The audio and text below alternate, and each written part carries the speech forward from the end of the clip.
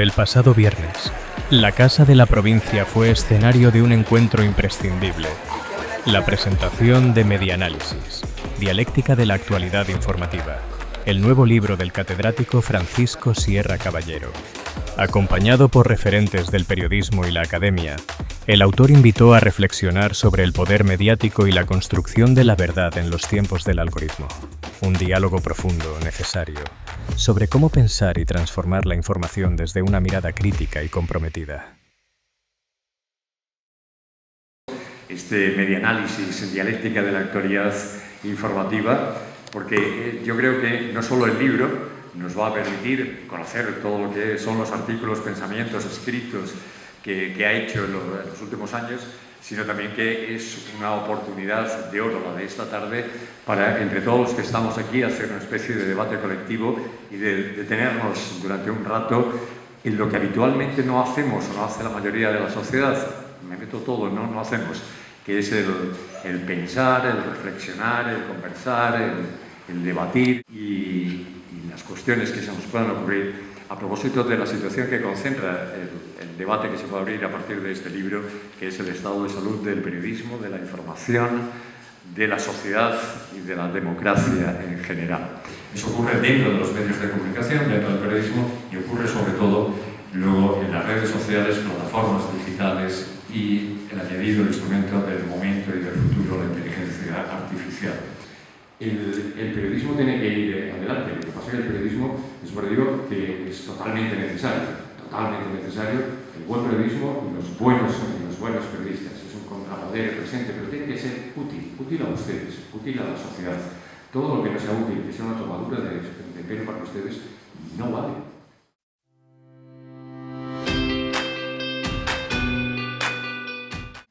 Este libro es una recopilación, como sabéis, de una serie de artículos, de textos, que se fueron publicando en diversos medios periodísticos durante los últimos 5 años, también en algunas revistas.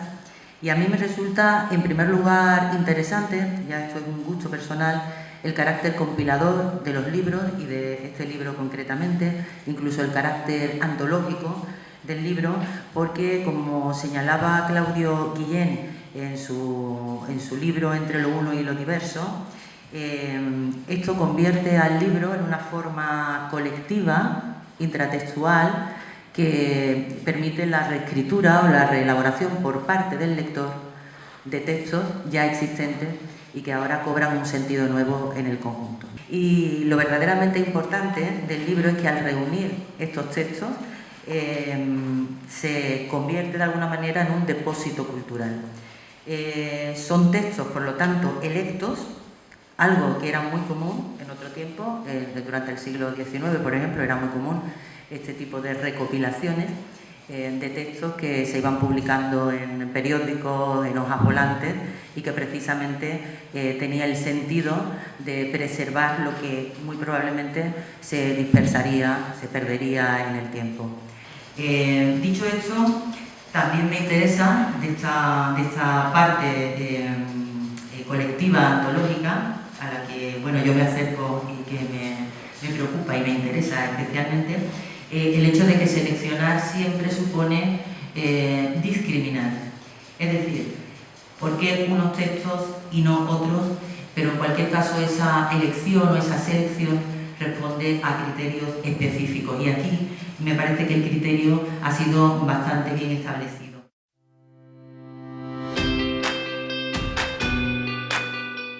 El periodismo está seriamente amenazado y los y las periodistas están seriamente amenazados individual y colectivamente.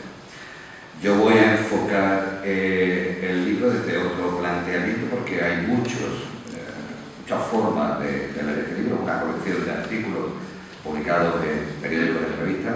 Y el periodismo de opinión, como un periodismo en el que hay una argumentación a través de la investigación periodística, del acopio de datos y de argumentos plausibles, y no simplemente opinar cada día lo que me manda el director del medio para el que trabajo o los accionistas del medio para el que trabajo, ¿no? Que es algo que se está viendo con demasiada frecuencia, especialmente a los opinadores estrella de la prensa, y en prensa escrita, en radio y televisión contemporánea. En fin, a mí me ha fascinado el libro, como siempre. Somos, para creer ustedes que ese intento de acercarse a la ciudadanía en el ámbito de la reflexión teórica, fíjense ustedes, he notado aquí solamente algunos autores que aparecen citados y que también sería una indicación para el lector de cómo todo ese pensamiento filosófico, teórico, sociológico que está debajo puede llegar también a salir fuera.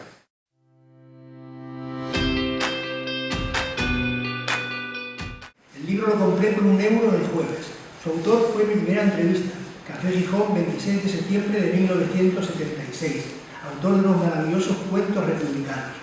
En la novela de García Pavón salen varios periódicos, uno de ellos El Danza de Ciudad Real, donde di mis primeros pasos en el oficio. Su nombre viene de una frase antibelicista del Quijote: nunca la lanza embotó la pluma. Las fake news están hasta en los evangelios. Leemos en Lucas 7, 31, 35. Porque vino Juan el Bautista, que ni come pan ni bebe vino, y decís, tiene un demonio. Vino el Hijo del Hombre, que come y bebe, y decís, mirad qué hombre más comilón y borracho, amigo de publicanos y pecadores. Habla mucho de Anguita, que era cliente de Casa Eulogio, el par de mis suegros en la calle Lumbrera. Qué alegría me dio hace un mes viajar con mi hijo Paco Portellano a ver el partido Baloncesto Manchego y oír por megafonía del tren que la próxima parada era la estación Córdoba Julio Anguita, el alcalde de lo común que representaba al principio Esperanza, piedra angular de este libro en tiempos de posverdad y de Washington Post. El Progreso es un periódico de Lugo y La Verdad uno de Murcia. Bergamín, que conoció el oficio, decía que la mentira y la verdad son dos malas consejeras. Una te dice que mates, otra te dice que mueras. En fin, lean el libro de Francisco y manden a hacer gárgolas a la era neobarroca del capitalismo excedentario.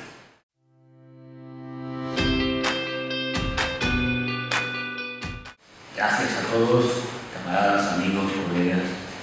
Desde luego a la Asociación de la Prensa de Sevilla, que tiene abierta como Casa de la Palabra, el oficio, el periodismo, a la librería La Fuga, por supuesto a la Casa de la Provincia por tener esta oportunidad. Agradecer a los colegas. Me queda poco por decir, ¿no? Pero sí algo de decir, se supone en el protocolo de este acto, ¿no? Como saben, todo texto siempre tiene un pretexto y un contexto, siempre. Hay una lógica de por qué se escribe este texto. Lo digo porque muchos colegas me dicen, bueno, ¿qué necesidad tienes con las ocupaciones del Congreso? Eres catedrático, ya has pensado, has escrito, has dicho mucho, no sé para qué sigues escribiendo. Bueno, quizá porque uno no sirve para otra cosa que para seguir pensando y escribiendo, probablemente, ¿no? Nos dimos a la tarea, estas ya son cosas de un comunista que se le ocurren, y bueno, pues hay que dejar de escribir tanto estudio científico y hacer tantos análisis, que evidentemente tienen que ser hechos, porque para eso, como funcionarios y servidores públicos, nos pagan para hacer producción de conocimiento, y hoy hay que intervenir en la lógica de entrar al terreno, bajar a la arena y empezar a trabajar. Como sabéis, lo que Fidalgo siempre hacía una continua actividad periódica, rutinaria, semanal, de entrevistas, de columnas, de colaboración. No era mi caso. Yo, muy puntualmente, cuando me pedían alguna revista, algún periódico, hacía una colaboración muy puntual de estas cosas.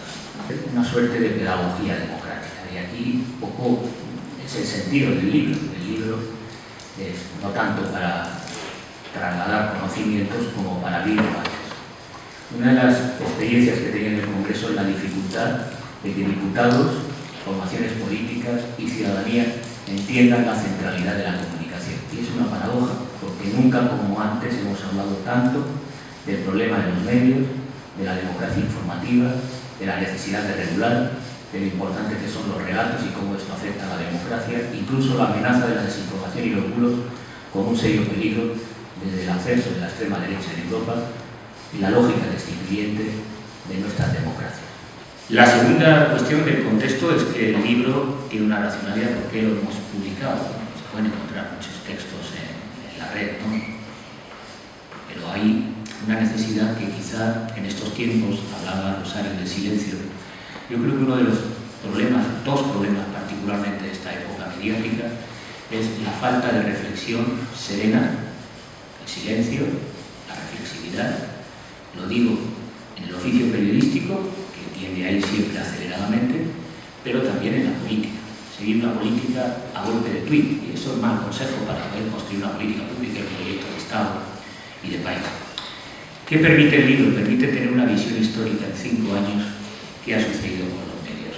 Desde los debates iniciales de los problemas de desinformación, a sucesos como la pandemia, al ascenso de la extrema derecha o actualmente al ataque frontal que se está sometiendo a Radio Televisión Española, no casualmente cuando logra cotas de audiencia superior al duopolio visual, Mediaset y A3 Media. Y hacerlo con un objetivo que es el que nos marcamos López Hidalgo y yo. Él lo conseguía porque sabía escribir bien, mejor que yo, y además tenía una gran capacidad expresiva, de registro y de simplificar la complejidad. Cuando complicamos la complejidad, difícilmente, en términos de leyes del periodismo, vamos a comunicar a la gente los problemas que hay, en este caso sobre los medios. Pero hay una suerte de didáctica sobre la mediación. Hay un esfuerzo en el libro y un registro periodístico que no es el habitual en la obra que habitualmente desarrollo como académico, como investigador, para hacer pedagogía democrática. Y pedagogía democrática de un derecho que está el último en la lista de los objetivos políticos de las formaciones, y aquí hago una crítica, autocrítica también, de las fuerzas de izquierda, que es el tema de la comunicación y la cultura. La comunicación y la cultura, en los programas electorales, en la política de gobierno, en la acción institucional, está siempre en el último ámbito. Pero sabemos que no puede haber revolución y transformación de calado sustancial y de profundidad sin comunicación y sin transformación cultural, claramente. Y es lo último que queda en la agenda de debate. Y en la izquierda esta es una cuestión que se traduce en que la propia ciudadanía no considera el derecho a la comunicación una cuestión central. Y este es el debate que estamos teniendo con las fuerzas de extrema derecha. Espero que ustedes también lo hayan pasado bien en el tema del conocimiento, del debate, de la reflexión y de que piensen, pensamiento crítico todo el mundo, y creo que en ese pensamiento el libro de Francisco Sierra les puede servir de verdad bastante. Así pues, a leer el libro de Francisco Sierra. Gracias por